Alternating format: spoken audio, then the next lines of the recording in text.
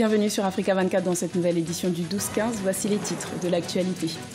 Le parti de l'Alliance pour la démocratie au Mali se rallie au président candidat Ibrahim Boubacar Keïta pour la prochaine élection présidentielle. Un soutien qui crée des divisions internes au sein de cette formation politique de la majorité.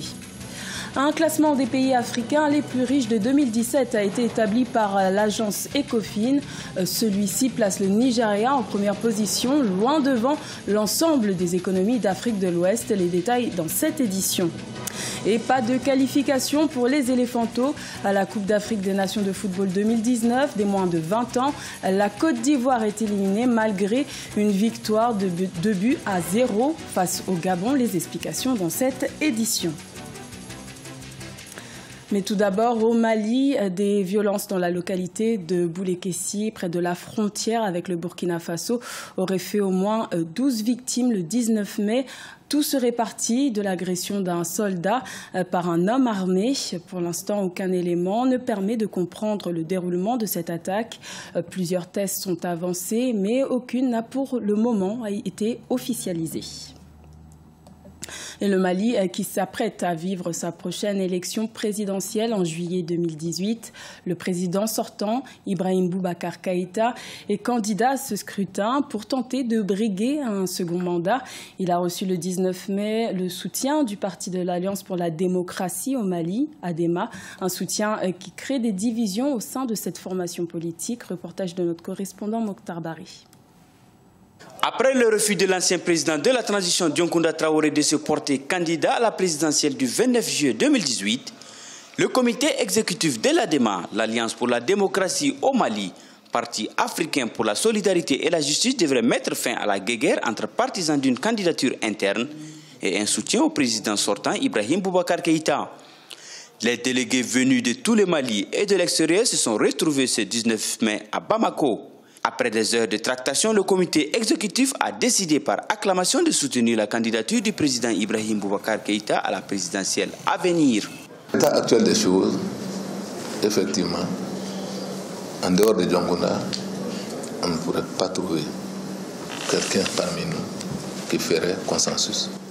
S'il se trouve qu'un militant de l'ADEMA décide d'aller se faire investir candidat à la présidentielle, malgré la décision de la conférence d'aller vers un soutien, c'est un acte de violation des textes du parti et qui est sanctionné par les mêmes textes.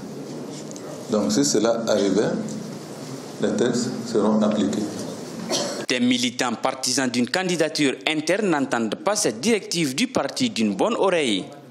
Parmi les prétendants à une candidature interne, Khalifa Sanogo, maire de la ville de Sikasso. Il avait depuis 2017 répondu à l'appel de sa base pour porter le flambeau du parti. Il ne se reconnaît pas dans la décision du parti. Pour moi, il y a un non-événement. Il y a un non-événement par rapport aux militants à la base. Les militants à la base ont réclamé depuis l'année dernière parce que le risque de voir le parti s'affaiblir pour ne pas disparaître est là maintenant. Les militants avaient dit s'il n'y a pas de candidat, le parti risque de disparaître. Je ne suivrai rien du tout. De toute façon, c'est connu, j'ai déjà commencé à informer que je suis candidat d'une coalition. Ça depuis belle durée déjà, depuis quelques mois. Et je travaille à l'implantation de la coalition en question dans les différents démembrements et au niveau du pays. Nous avons dit candidature ADEMA à l'interne ou rien. Et l'ADEMA ne sera le club de soutien de personne. L'ADEMA ne sera pas vendu. Nos responsables, les premiers qui veulent vendre notre parti, nous n'accepterons pas. Cette décision de soutenir le président de la République pour un second mandat risque d'ébranler la vie de ce parti à l'approche de ce scrutin présidentiel, selon des analystes. Déjà, Dramane Dambélé, membre du comité exécutif et candidat lors de la présidentielle de 2013, annonce sa candidature pour le 25 mai 2018. En République du Congo, le verdict du procès du général Norbert Dabira est tombé le 19 mai. L'officier a été condamné à 5 ans de prison ferme par la Cour criminelle de Brazzaville pour atteinte à la sécurité intérieure de l'État. Sa défense ne compte pas se pourvoir en cassation. Reportage de notre correspondant d'Eva Panzou. C'est au terme de 5 audiences que la Cour criminelle de Brazzaville a, à l'issue de son délibéré, condamné l'ancien inspecteur des forces armées congolaises à 5 ans de prison ferme ce samedi 19 mai 2018 pour atteinte à la sécurité intérieure de l'État. Le général Norbert Dabira a, selon la Cour, proposé au général Nyangambwala, ancien commandant de la garde républicaine, d'assassiner le chef d'État actuel, Denis Sassou Nguesso, en détruisant son aéronef, portant ainsi atteinte à son intégrité physique. Par ces motifs, statuant publiquement, contradictoirement en matière criminelle, en premier et dernier ressort, sur l'action publique, déclare Norbert Dabira coupable des faits mis à sa charge. Faisant application de la loi, le condamne à la peine de 5 ans d'emprisonnement ferme.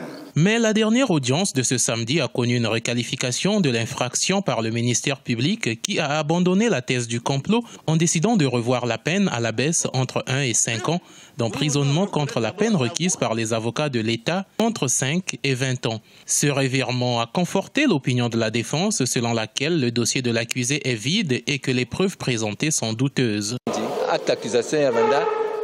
Au départ, notre client était accusé d'un complot, mais s'étant retrouvé seul à la barre, les faits n'ont pas pu être constitués. Le ministère public a ainsi requalifié les faits pour parler d'une proposition faite par le général Dabira à son confrère Nyanga Mbwala. Mais là aussi, la Cour a été incapable de le prouver que cette infraction a été commise par notre client. Notons que lors des plaidoiries, les avocats du général Dabira ont requis l'acquittement pur et simple de leur client, considérant son dossier vide. Le général Nyanganga Tsembwala, qui a été entendu comme témoin de la partie civile, n'a lui guère été inculpé. Les avocats de la défense ont refusé de se pourvoir en cassation. Le général Dabira a perdu tous ses droits civiques et civils. Quels ont été les pays africains les plus riches en 2017? Un classement publié par l'agence Ecofin répond à cette question. Le Nigeria arrive en tête et surclasse de loin l'ensemble des économies de l'Afrique de l'Ouest. C'est également le seul État africain présent dans les 30 pays les plus riches du monde. Un sujet de Vina Nodin. Selon un classement effectué par l'agence Ecofin, le pays le plus riche d'Afrique en 2017 est le Nigeria. L'institution s'est basée sur la richesse globale des différents pays créés par leur économie. En s'appuyant sur les données de la Banque africaine de développement, le Nigeria trône en première position, principalement grâce à sa production pétrolière. Son PIB représente plus de 72% de l'ensemble des économies de l'Afrique de l'Ouest. Ils ont diversifié leur économie. Ils se sont lancés dans la fabrication de produits manufacturés qui généralement n'étaient pas fabriqués en Afrique. Et ils ont commencé à inonder le marché africain avec ça. Et à mon avis, c'est ça la source de leur richesse par rapport aux autres pays africains. Le PIB du Nigeria était de 581 milliards de dollars au cours de l'année 2017 contre 519 milliards de dollars en 2016. En deuxième position du classement se trouve l'Afrique du Sud avec un PIB d'environ 276 milliards de dollars en 2017. L'Égypte est en troisième position avec un volume de richesse intérieure de près de 264 milliards de dollars. Les pays africains, la majeure partie d'entre eux, produisent des produits primaires. Ils ne sont pas transformés. Avec des produits primaires, simplement, en vendant des cacahuètes et des bananes, on ne peut pas rattraper les pays industrialisés. Ce n'est pas possible. Mais s'ils commencent à transformer leurs produits déjà, il y a beaucoup de produits de consommation de première nécessité qu'ils peuvent faire chez eux. Et donc, il y a une demande pour ces produits-là.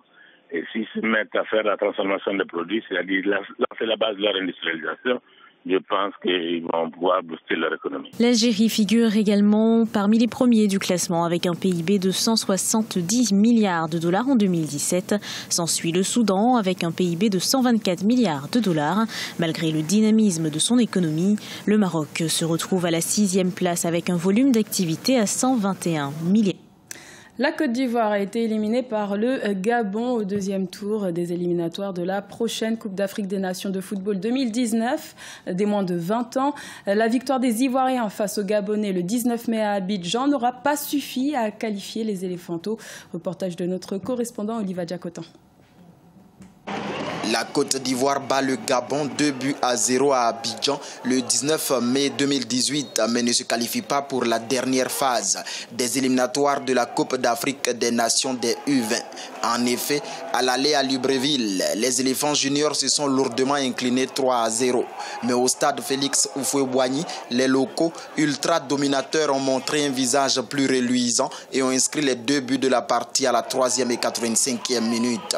Un score insuffisant qui permet au Gabon de passer au 3e et dernier tour. La qualification est acquise, je ne crache pas dessus, loin de là, mais pas satisfait parce que nous n'avons rien montré cet après-midi. Nous avons faussé sur le match aller. Le match aller a été très catastrophique.